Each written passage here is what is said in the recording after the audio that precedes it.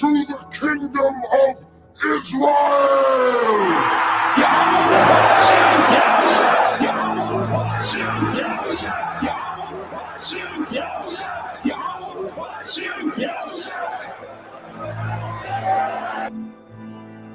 Blessed are the poor in spirit, for theirs is the kingdom of heaven. Blessed are they that mourn, for they shall be comforted. Blessed are the meek, for they shall inherit the earth. Blessed are they which do hunger and thirst after righteousness, for they shall be filled. Blessed are the merciful, for they shall obtain mercy. Blessed are the pure in heart, for they shall see God. Blessed are the peacemakers, for they shall be called the children of God. Blessed are they which are persecuted for righteousness' sake, for theirs is the kingdom of heaven. Lay not up for yourselves treasures upon earth, where moth and rust doth corrupt, and where thieves break through and steal. But lay up for yourselves treasures in heaven, where neither moth nor rust doth corrupt, and where thieves do not break through nor steal. For where your treasure is, there will your heart be also. The book of Psalms, chapter 16 and verse 11. It says, "Thou wilt show me the path of life." So we're on the path of life. The path of life leads to paradise. The path of life leads to glory, which the glory is the kingdom of heaven. And we're on that path of life. We're walking on the path of the tree of life to gain eternal life. Consider the lilies, how they grow. They toil not. They knew that Solomon in all his glory was not arrayed like one of these. If then God so clothed the grass, which is today in the field and tomorrow is cast into the oven, how much more will he clothe you, O ye of little faith? And seek not ye what ye shall eat or what ye shall drink, neither be ye of doubtful mind. For all these things do the nations of the world seek after, and your Father knoweth that ye have need of these things. But rather seek ye the kingdom of God, and all these things shall be added unto you. Fear not, little flock, for it is your Father's good pleasure to give you the kingdom. Sell that ye have, and give alms. Provide yourselves bags which wax not old, a treasure in the heavens that faileth not, where no thief approacheth, neither moth corrupteth. For where your treasure is, there will your heart be also.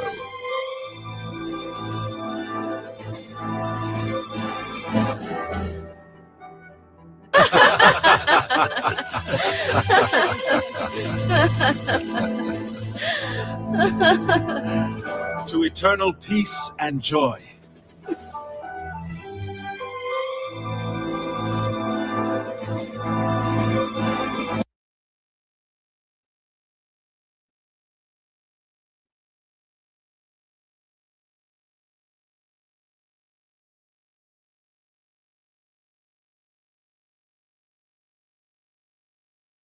All right, Shalom. First and foremost, I would like to give all praise and glory unto Yahweh Bahashem, Yahweh Shai Bahashem, Makakwadash.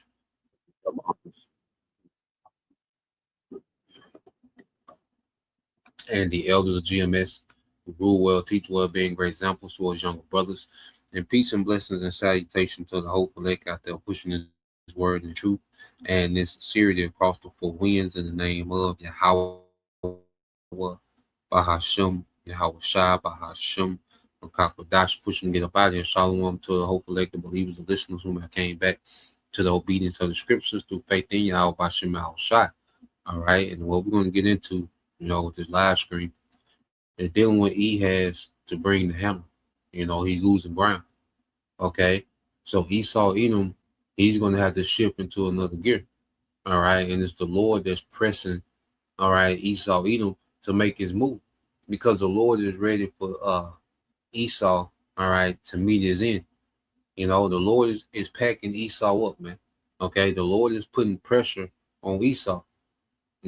which is going to cause Esau to have to put pressure on the world, okay, and go ahead and come on with crisis, with more crisis and his mandate, okay, because basically that's what this devil has to do. He has to come on with all these crises and get the world, all right, especially in America, in a position of desperation, so he can bring about this sea hill, man, okay, because as this thing drags out, more people, are exposing the AI for being hype.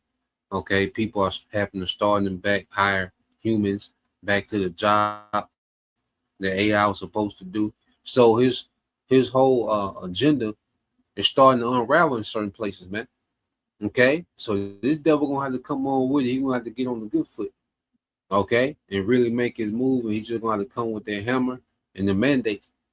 Okay, so let's get a few precepts. And it's beautiful that the Lord got us watching these niggas fall, man. The Lord got us watching Esau, Edom, okay, fall apart. Okay, and this new world order is gonna be a last ditch effort for him to try to hold on to power. Okay, and he's gonna fail at that. You see, and that's why the scriptures is known as the comforter, because it's a comfort knowing that this nigga lose, man. Okay, that he has no possibility, no chance, okay, to pull off what he's trying to do. Okay, now when you go to Psalm 37:4, it says, wait on the Lord and keep his way, and he shall exalt thee to inherit the land, because he's finna exalt his elect. Yahweh Shai is going to come, okay, and Yahweh Shai is going to deliver a remnant, okay, and that remnant under Yahweh Shai is going to be placed in the earth to rule the earth in righteousness, man. Because Yahweh Shai is going to get his glory. The Heavenly Father and Yahweh Shai, they're going to get their glory through the judgment. The scripture speaks about how the Lord is known by his judgment, and that's why he has Esau, okay, running to judgment, man. Okay, and he's even put more pressure on this devil to come on with it. See, it's the Lord, all right, that got his foot on the gas of this prophecy, man. Okay, and it's bringing, the scripture says, it's bringing him to the king of terrors, man. Okay, which ultimately is Yahweh Shai. You see, but the Lord is ready for the kingdom to change from Esau to Jacob. Okay, and the Lord is bound to his word. So there's things that have to play out. Okay, and one of the main things that this devil is going to bring, the crisis, which is going to be Jacob's trouble, the civil unrest, okay, the famine, the pestilence, okay, and then he's going to present, all right, the sea hill, the technocracy as a fix-all, okay, and it's going to get to the point he's going to mandate it to where you have to have it, and it's going to get to the point where it's punishable by death, okay. And what you're going to have, some believers be beheaded for the sake of prophecy, man. But then you're going to have a standard lifted, okay? And eventually Yahweh Shai going to return, man. Okay? So it says, wait on the Lord and keep his way, and he will exalt thee to inherit the land. When the wicked are cut off, thou shalt see it. Okay? So there's no doubt that this is going to happen in our lifetime. Okay? There's no doubt, man, that we're going to see Esau removed from power in our lifetime. We're going to see it. And we're seeing this nigga slipping and falling now, man. Stumbling, tacky, okay? Certain things backfiring on this nigga. He's going backwards in certain things, man. And it's a beautiful thing that the Lord has us witnessing this, man. Front row seats, man, to see the fall of our enemy, man. Okay, verse 35, I have seen the wicked in great power and spreading himself like a green bay tree. Okay, so this devil, has been allowed to rule and prosper his wickedness, man. He's been able to achieve a lot of his agenda on the left-hand side, okay?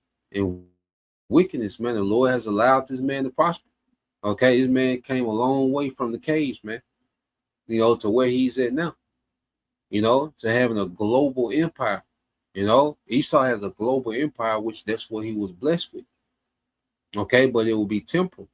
All right, and the Lord promised that he would destroy Esau's empire. Okay, and now we are at the point to where this devil, he's at the position to where he doesn't have many moves left. Because once he bring about these crises, Because the Lord wants him to do that. Because the Lord wants to use Esau. The Lord is going to use. Okay? The Lord is going to use Esau, all right, to judge, for mass judgment on the left-hand side.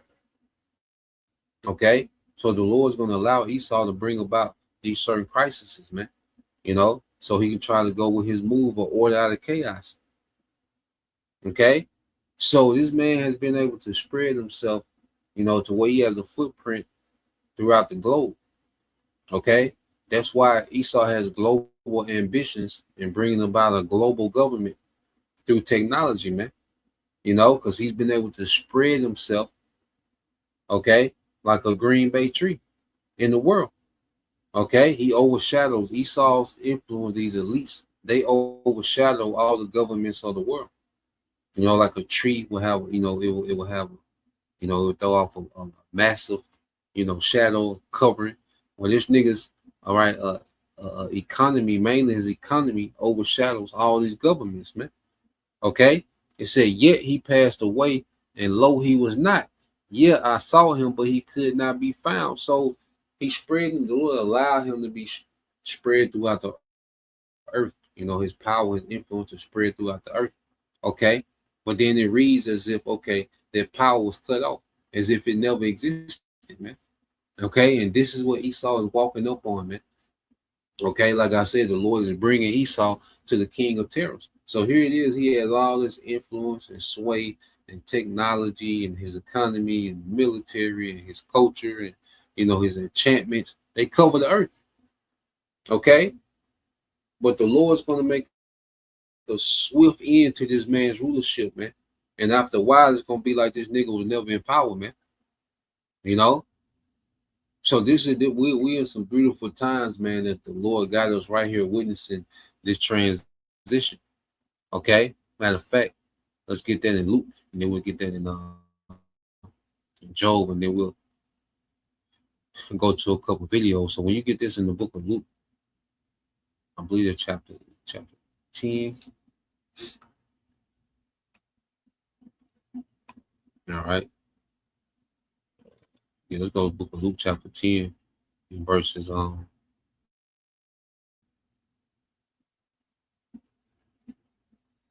start at 23. Luke 10 and 23, it says, he turned him unto his disciples and said privately, blessed are the eyes which see the things that you see. Okay? Blessed are the eyes which see the things that ye see. Okay? When we're here in this time to see the Lord get ready to remove Esau from power real time, man.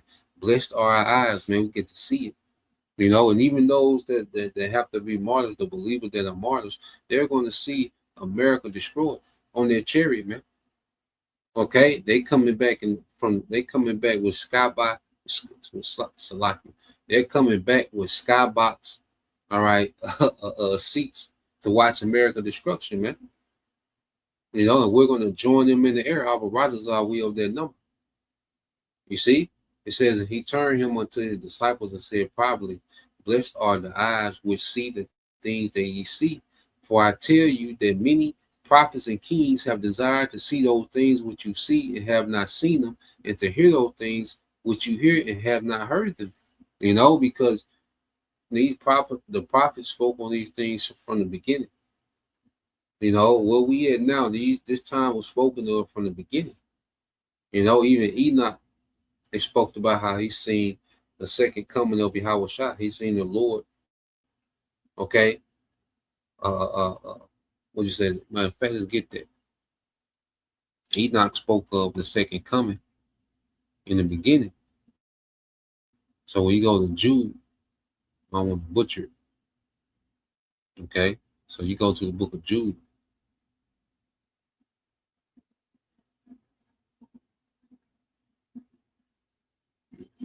Yep, Jude 1:14 says, Enoch also, the seventh from Adam, prophesied of these, saying, behold, the Lord come with 10,000 of his saints. So that's Yahweh Shai, that second coming, those chariots. Okay? Because what is he coming to do? Verse 15, to execute judgment upon all, and to convince all that are ungodly among them of all their ungodly deeds which they have ungodly committed, and of all their hard speeches which ungodly sinners have spoken against him. Man, that's heavy. I ain't read that in a while. You know, let me read that again. Verse 15 said, to execute judgment upon all, and to convince all that are ungodly among them of their ungodly deeds which they have ungodly committed, and of all their hard speeches which ungodly sinners have spoken against him.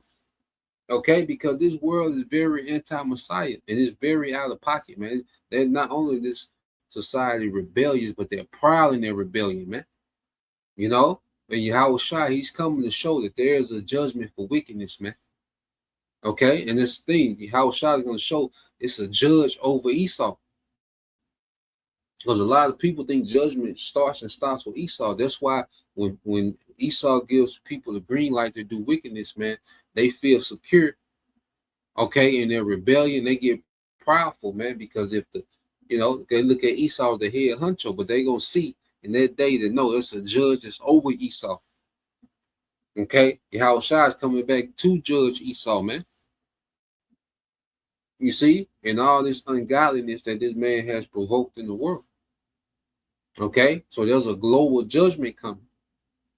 You see, so Esau, pity patting, dragging his feet. All right, because this devil, he feels that this devil feels. In fact, let's get that in Job. All right, because this word is getting to him. You see, because everything that the Lord has the prophet speaking upon is coming to pass, man. And this devil has no other options but to do what the scriptures say he's going to do. Okay, and everything is in the Lord's time. All right, but the Lord gonna have this nigga so frustrated, man, that he's just gonna lose it. Okay, and he's gonna bring him to the King of Terrors. St. John chapter 14. That's like tripping. This is the book of Job, chapter 18, verse I started.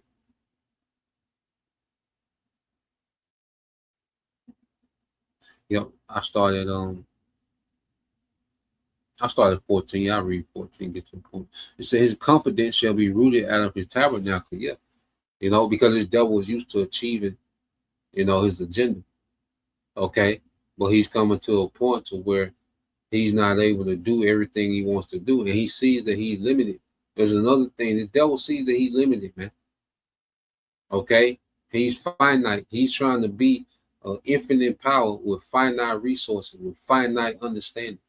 Here it is. The Most High has infinite resources, infinite wisdom, infinite understanding, infinite energy. Okay. And he's trying to replace that with finite resources, finite understanding, finite power. Okay. And it's a gap that he can't close. Oh, man. It's Esau dealing with a gap that he can't close, man. He's just going to have to go for it. All right. He's going to have to just try to jump across the Grand Canyon. You see, at this point, the only thing left is just going to have to try to jump across the Grand Canyon, man. You see, it said his confidence shall be rooted out of his tabernacle, and it shall bring him to the King of Terrors, which is Yahweh Shai. Okay, so everything that this devil is doing is bringing him to Yahweh Shai, man. All right, and this coward ass nigga know that, man. The Lord gonna have to put the spirit on this nigga just to have this nigga frustrated to where he come on with it. Because the longer he wait and pity pat, man, he's been called out. Okay, and his and his deceptions are wearing off, man. You see, his lying wonders is they getting called out. AI hype, and you got these investigative journalists, breaking it down like this nigga lying, nigga, it can only do this and do that. Which we know at the end of the day, the AI is for governance, okay? But he needs to believe that AI, is this unlimited power to gas, and that's another narrative he needs for people to, bend down and take the see him, to bend the knee and take the see him, okay? But as he sees that's not working on the scale he wants it to work, man, he just gonna have to come on with these crises and mandate this thing, man. Okay, so let's get this first video. All right, I think they're dealing with Ford, and this is happening across, multiple. Let me see. Let me go here. So now this isn't dealing with Ford, but this happening across multiple companies, man, where they have to hire back, humans. All right, because AI, didn't meet expectations. AI has flaws. Okay. But see, that goes against the narrative of AI just being, this ever learning and this infinite wisdom, and, humans can't compare. And, with us, there's certain things that AI can do, that humans will never be able to do that fast. Okay. But overall, AI is not nowhere near what this nigga hypes it up to be. Like I said, it can do some extraordinary things. You see, don't get it twisted. Okay. But the way that this nigga hypes it up as if AI is on the level with the Most High. Okay. And that's a goddamn lie, man. So let's play this. Their automaker's warranty and recall costs are going through the roof, and the numbers involved are staggering. Human workers had since been reintroduced. Technology is not remotely ready to be able to do some of these jobs that people are doing. Covering what the corporate media covers up. In a huge win for working people, is being replaced with AI. But don't worry, the company is still pushing forward with those economic hunger games. We'll get to that in just a second. I'm JT Siskowski with Status Coup. This is the story from the BBC. Ford rehires human engineers after AI fails to match quality checks. Ford says it has hired back some human engineers after AI failed to match their skills and experience. In a bid to reap the benefits of the tech, which developers claimed can cut costs and boost productivity, the U.S. car maker adopted it across some parts of its operation, including for quality checks. But according to Bloomberg, its executives said the firm has rehired more than 300 veteran quality inspectors in recent years to make up for the pitfalls of automated systems. This from a company that has been so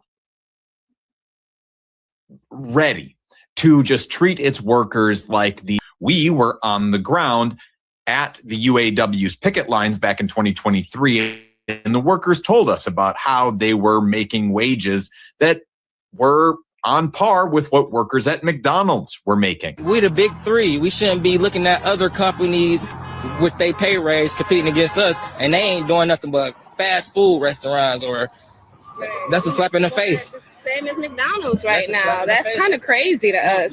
They come in and the start making more than what we were making now. So that's McDonald's workers are basically making the same, if not more, than what you're making. That's a slap in the face for what we produce, and the company 600 cars a day, or even more than that, and it's like that doesn't even equal up to the pay. If that kind of on-the-ground journalism lifting up the voices of working people is important to you, go to statuscoup.com/join. For as low as $5 a month, you go to keep us on the ground doing that important journalism. Well, I also want to bring in the voice here of Ford Motor Company itself. Don't accuse us of bias here at Status Coup News. We'll give a platform to Ford's CEO to speak on exactly his outlooks on AI. He sees it as being a major tool for the company to replace workers. Here he is in his own words. And when you look at these openings in our economy, it is very clear that all the technology we've seen has left a lot of people behind. AI will leave a lot of white-collar people behind.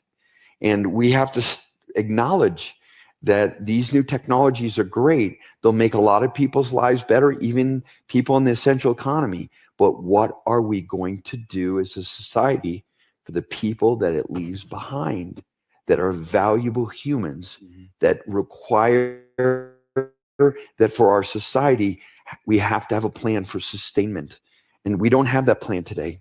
So that's the version of AI that all of these executives from the tech sector down to automotive manufacturing want to believe in. They want to believe that AI can replace all of these pesky workers who want things like salaries and healthcare that are just so annoying to a company's bottom line. There's just one problem. And then another thing too, they're finding out, all right, that it's becoming more expensive, to use AI in actual workers, because of the actual costs it takes to run AI. Okay, with the energy, the water. Okay, so the operating costs of AI, all right, it's not even profitable for these companies to use, as they're being charged, these tokens. Okay, when these tech companies began to forward, all right, the cost of running, AI, and put the token costs on these companies, well, they're losing more money, okay, than when they had human workers, man. So this devil, he's gonna have to come with it, man. This AI hype, is falling, it's getting worse. So he's gonna have to come on with something else, okay, to persuade the masses, okay, that technocracy is the way. Okay, or to just make it so bad to where they want anything, all right, they're willing to take anything just to end the chaos, man. Okay, to end the civil unrest. All right, so let's play a little more of this. With that, though, the technology is not remotely ready to be able to do some of these jobs that people are doing. And that is exactly why Ford is rehiring these engineers. This is from the BBC again. In an October earnings call, Chief Operating Officer Kumar Galatra said the firm was deploying AI across the entire industrial system. This included rolling out 900 AI-powered cameras in its plants to, quote, detect quality issues at the source and help us mitigate supply disruptions. But a Ford vice president told reporters on Wednesday the firm's AI-driven checks had failed to live up to expectations. Mistakenly, we thought that by just introducing artificial intelligence and ingesting the design requirements that we had, that would produce a high-quality product, he said. Yeah, we would just throw AI into some camera systems and expect it to do the same job as a person. Color me shocked that didn't work out, but it hasn't just not worked out. It's actually been devastating for Ford, who back in 2025 had to issue the most recalls out of any auto manufacturer. This is from CBS News. According to recall data compiled by iCars.com from the National Highway Safety Administration, Ford Motor Company had more recalls in 2025 than any other automaker. The study, published on April 8th, revealed that Ford Motor Company had 153 recalls in the past 12 months. Wow, really sounds like your AI quality assurance system is working there, doesn't it? According to automotive journalist John McElroy, recalls flagging automotive manufacturer roof, and the numbers involved are staggering. This is a global automotive industry problem, McElroy explained. And the more they use AI, these car companies, the more recalls they're beginning to have. All right, because the AI, they're not efficient on the quality checks, man. They don't care. Okay, these people don't care, man. These companies that made, so much money, and then they got a system that bails them out. Okay, that they don't care, But yeah, man, it just shows you the flaws of AI. Okay, here it is. The more they incorporate AI, the worse quality product that they produce. Okay, so they defeat the whole purpose, because these companies got their got their wealth in the beginning on making good product. Okay, so now AI is diluting the product. You see, and there's people that have to use AI, that they have become familiar with AI. They see it's limited, it's flawed. Okay, and then these companies, that had hopes in AI, being this major game changer in their productivity and bottom line, they're seeing, they ain't capable of doing all right what these tech guys have been hyping it up to do. Okay, so the longer this goes on, man, the more people are jumping off, all right, this this technocracy, all right, with this technology bandwagon.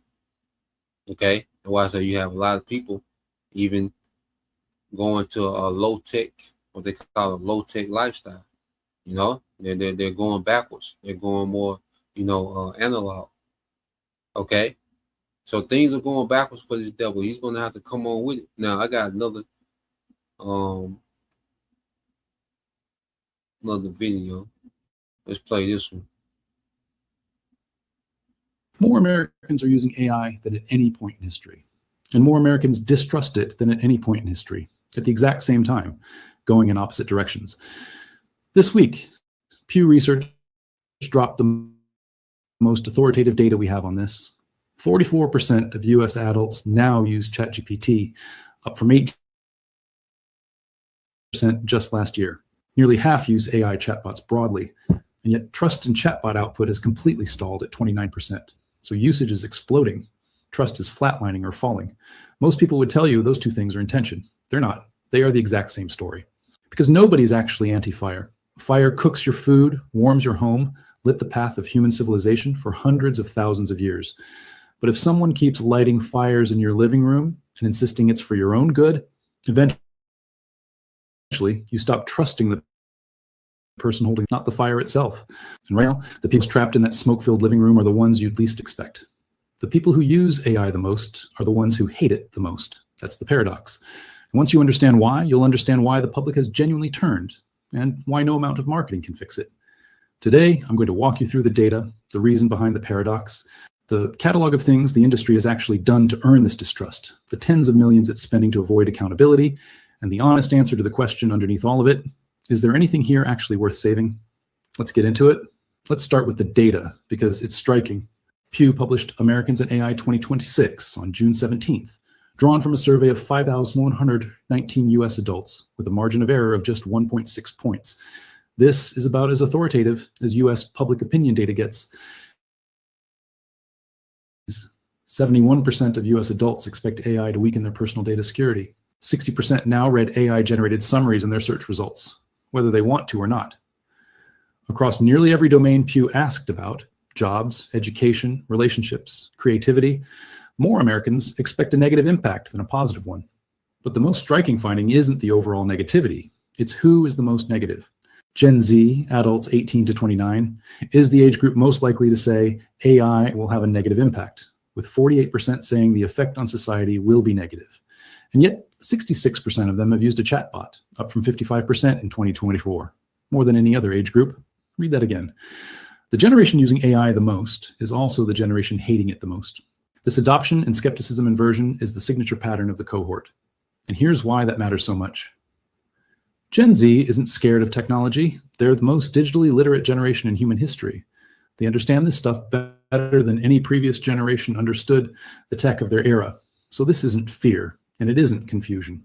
This is informed contempt. They've used the product. They know exactly what it does, what it doesn't do, and the gap between what's promised and what's delivered.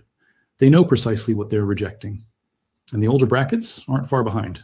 Roughly half of adults under 30 say AI will negatively impact society, with far fewer, about 14%, saying positive. Adults 30 and older are somewhat less negative, but still skew that way. The pattern is brutal for the industry. The people who've used AI the most are the most hostile. The people who've used it least are the most ambivalent. That is not a pattern marketing can fix. So how do you use something every day and distrust it at the same time? Let me explain the mechanism, because it's the key to everything. The answer is that personal utility and societal concern can coexist. Someone can find a chatbot genuinely useful for drafting an email while simultaneously worrying about AI's effects on employment, privacy, or information quality at the societal level. And here's the part that should really worry Silicon Valley. The tech industry has long assumed that as people use AI more, they'll worry less. Familiarity breeds comfort. The data flatly does not support that. And in some areas, especially AI and employment, the more knowledgeable someone is, the more worried they are, not less. This shows up across every major poll, not just Pew. A Quinnipiac poll found 51% of Americans use AI for research, but only 21% trust AI-generated information most of the time. As the researcher put it, Americans are clearly adopting AI, but they are doing so with deep hesitation, not deep trust. And Gallup found that even among Gen Z daily users, Excitement is down 18 points in a single year, and hopefulness down 11. Now here's the crucial piece the industry doesn't want to hear. Much of this usage is not even voluntary. People are using AI because it's being embedded into the tools they already depend on, their search engine, their email, their workplace software. Globally, 58% of employees report using AI at work, but managers are consistently more enthusiastic about it than the people actually doing the work. People are climbing onto the AI wave out of fear of being left behind, not because they want to ride it. That's coerced adoption, not organic demand. And an industry built on coerced adoption has a structural problem. Once AI is embedded into everything, ripping it out becomes politically, technically, and commercially hard. Users know they're being locked in. The usage numbers aren't a measure of love. In many cases, they're a measure of having no choice. If you want to understand why the public turned, you don't need a poll. You just need to look at what the industry has actually been doing. Let me give you the receipts. The internet is filling with slop. Slop, low-quality, mass-produced, AI-generated content became a word of the year for 2025, and it's not a fringe problem.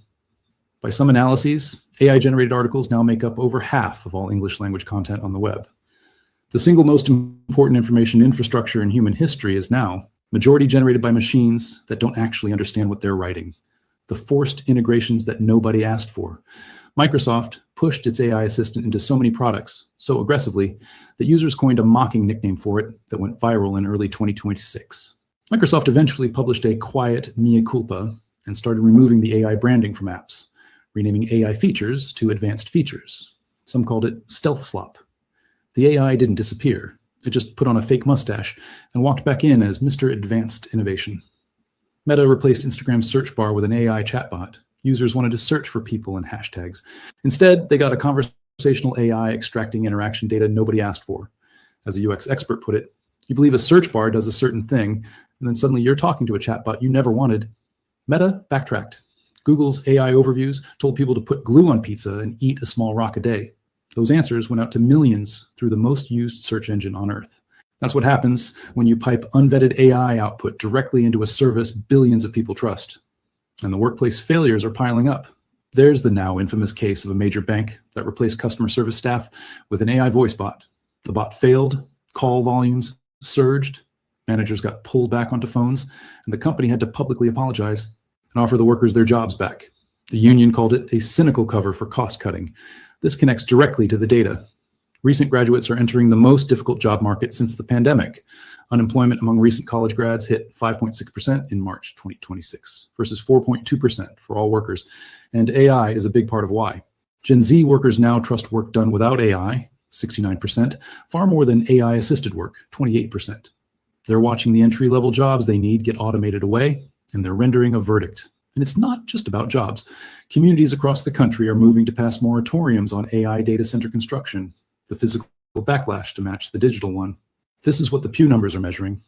Not hostility to technology, hostility to having technology shoved into every product, every workflow, every search result, regardless of whether it's ready, whether it works, or whether anyone asked. So if the public has turned, you'd expect the industry to listen, recalibrate, rebuild trust.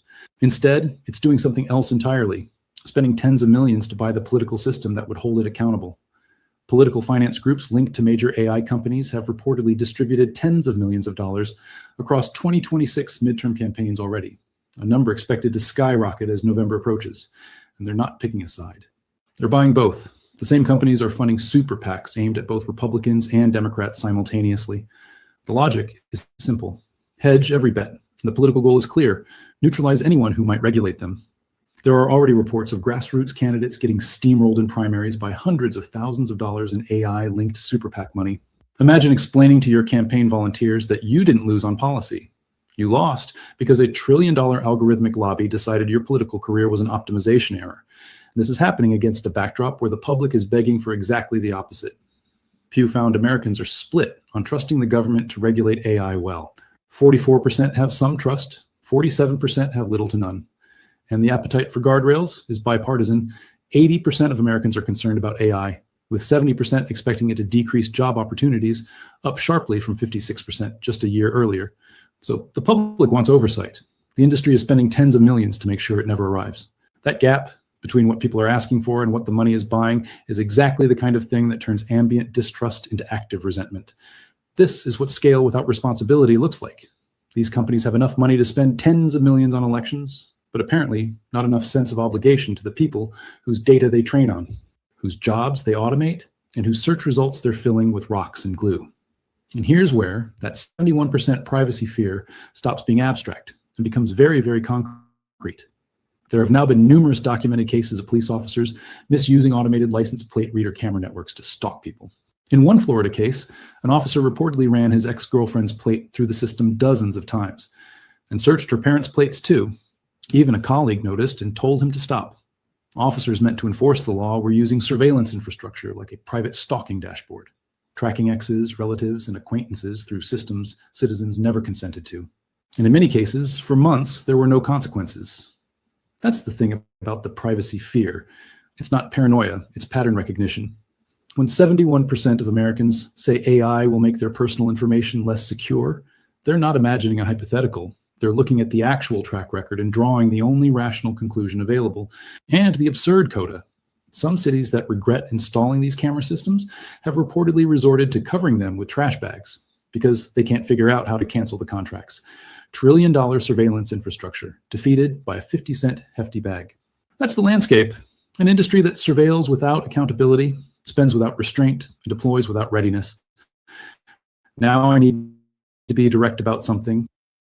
So yeah, man, he going backwards, man. You know, the longer that he's, you know, at this phase, he got to take this thing to another phase. You know, he gonna have to come on with the hammer. He gonna have to come with the crisis and the mandate.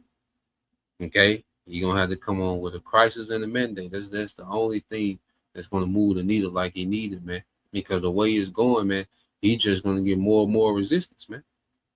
You know, as people are say having to deal with it, forced to work with it. Okay, a lot of people, you know, it's saying the AI creating work has made their jobs harder. Okay, they have to spend a lot of time correcting the AI, and you know, but that goes against his narrative that the AI, okay, is God. Okay, so I looked up something else when we were talking about low tech. You know, a lot of people going to low tech lifestyle. So I asked, is low tech lifestyle becoming a trend and why? I believe we looked it up before. You know, I'm just going to it again. It said, yes, the low tech lifestyle is absolutely becoming a permanent trend, evolving from a temporary digital detox into a permanent cultural shift called analog living or digital minimalism. The movement is unequally driven by Gen Z and millennials who are intentionally trading hyperconnectivity for simplicity rather than completely abandon modern society. People are introducing intentional friction into their routines to regain control over their time, mental wellness, and privacy. Why the low-tech lifestyle is trending? Severe screen burnout and dopamine fatigue. People are physically and mentally exhausted by constant notification, algorithm-driven feeds, and social pressure to be instantly reachable. Moving to low-tech options is a way to go on a dopamine diet, stripping away the endless scroll breaks, all right, the cycle of instant gratification, healing people reduce anxiety, all right, helping people reduce anxiety and reclaim deep, sustained focus. Okay, it said the backlash against artificial intelligence. It says with homes and workplaces flooded by AI assistants, chatbots, and automated algorithms, a distinct counter movement has emerged. People are actively pushing back against technologies that do the thinking, all right, that do the thinking and doing for us. They are intentionally seeking out tactical human-led experiences that AI cannot replicate, man. Okay, so people are going backwards from this man's technology. Now, you still have people that worship this technology. You know, don't get it twisted. You see, but there's a growing, all right, community of people that are running from this technology, man. Okay, and going back to simplicity, man. You see, because like I say, the technology isn't wicked. It's the way that this man, all right, has saturated society with it and his intent of what he wants to do with it, man. Okay, let's see. Yep. So yeah, just you can look it up. You know, low tech lifestyle. You know, it's a thing now. Okay, and like I say, these are city council halls. You know, mayors are being ran out of city hall meetings. Okay, by people frustrated with these data centers, man. Esau, all right, like I said, he got to make his move, man. You got to get on the good foot, man. These folks ain't playing with your ass out here, You know, you ain't looking like yourself, man. You see, we need that aggression back on you, man. Okay, you gotta go ahead. Hey, second Ezra 15, a madman sparing none. You gotta spaz out, Niggas ain't feeling you like that no more, man. The streets ain't feeling you like they used to, man. Okay, so you gonna have to spaz out, man. This is Isaiah 31:1. It said, "What sorrow awaits those who look to Egypt for help, trusting their horses, chariots, and charioteers, and depending on the strength of human armies instead of looking to the Lord, the Holy One of Israel." Okay, and this is our people that still trust in this system, man. This system is finna fail, man. It's failing now. Okay, and it was always meant to fail, man. Okay, this nigga don't got it. Okay, or as you go to America, you know, Egypt is the modern day America. You see, you know, America is likened to what? Spiritual Egypt, man. You know, but you have some of our people that still trust in this man's system and still look at Esau as a god. Okay, but here it is, the prophets have been raised up, okay, to tell you what it is, thus saith the Lord. And you still have a portion of our people, 2/3 to be exact, okay, that's going to trust in Egypt, man, and trust in this system. You see, and they're going to merge with this system, man. You see, and get nuked. Verse 2 says, "In his wisdom, the Lord will send great disaster." Man, the Lord's finna send great disaster in the earth, man. Okay, this war is going to go out of hand. That's another thing. When he mandates the MOPB, okay, the Lord's going to allow the war to get out of hand. Okay, and it's going to turn America into a desert. All right, and it's going to turn you elites into slaves. It says, "In his wisdom, the Lord will send great disaster. He will not change his mind." Yeah, the Lord's mind is made about the fate of Esau, the fate of the system. Okay, you heathens, you go into captivity as well. The Lord's mind is made.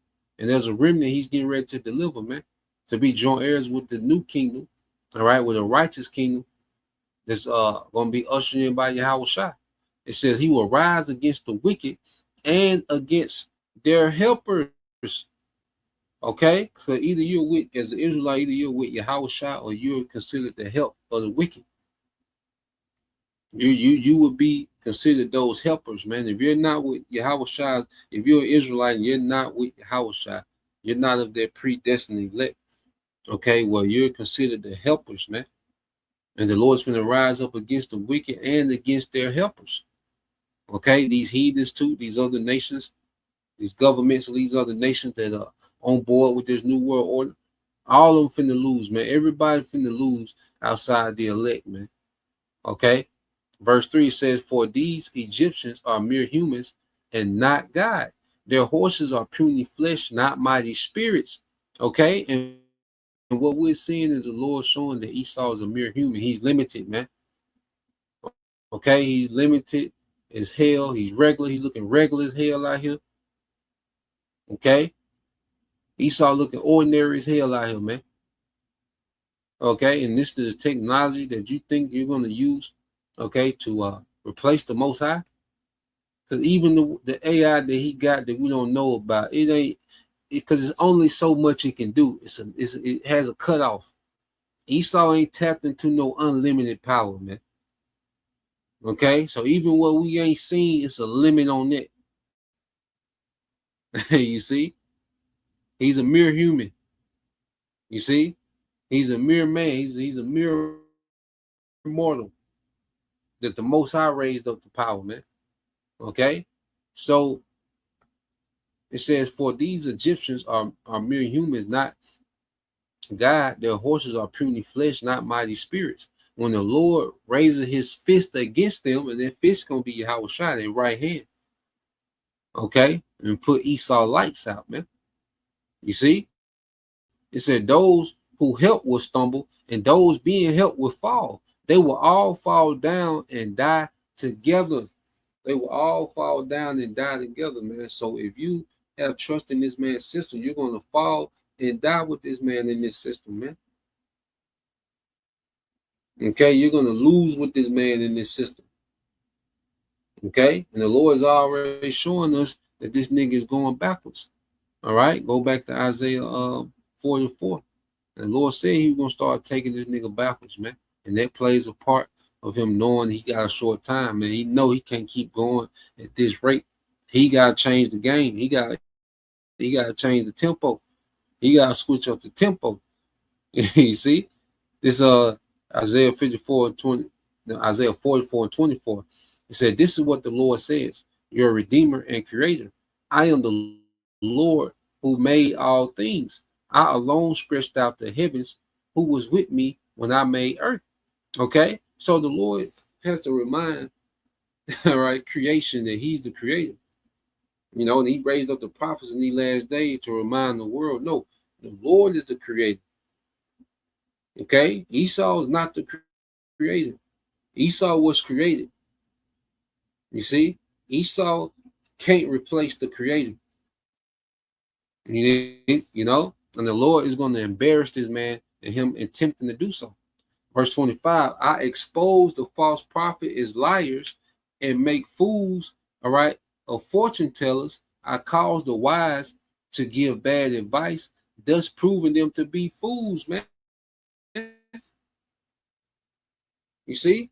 So what we're seeing is the Most High is going to make a fool of this man and expose this man to be a damn fraud, man. Esau is a fraud. Okay?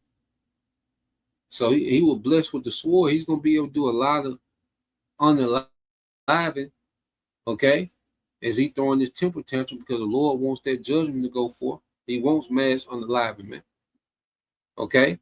But as far as him trying to be the Most High, the Lord finna make this man look like a goddamn fool, man. He's making him like a fool now. Okay?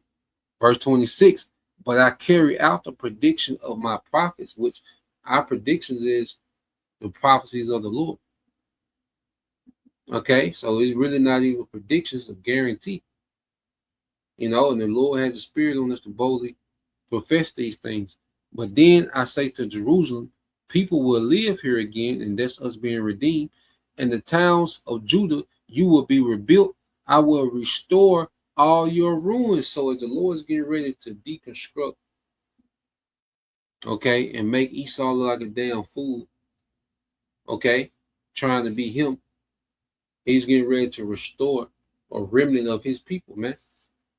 Okay, back in the power, we finna get new bodies. See, Esau talking about some transhumanism. We finna get new bodies, man. It ain't gonna be nowhere near a transhuman body. Ain't nowhere near the body, the new bodies we finna get, man. These glorified bodies we got, a transhuman body don't even compare, man. Can't even bring it up in the same conversation, man. Okay, so nah, man, we're in a time, you know, of a great change in the earth, man. And the Lord putting the pressure on Esau, and he gonna have to come on with it because he going backwards, man. Okay. So he gonna have to downshift that thing, man. You know, and do what he gotta do. And the Lord gonna do what he gonna do. So that's the point, you know, Lord will, you brothers, all right, and you few sisters identified once again, we'll give all praise and glory unto Yahweh Bahashem, Yahweh Shai Bahashem, Akakodash, and double honors unto the apostles and the elders of GMS who rule well, teach well, being great examples towards younger brothers. And peace and blessings, salutations to the hopeful Shalom.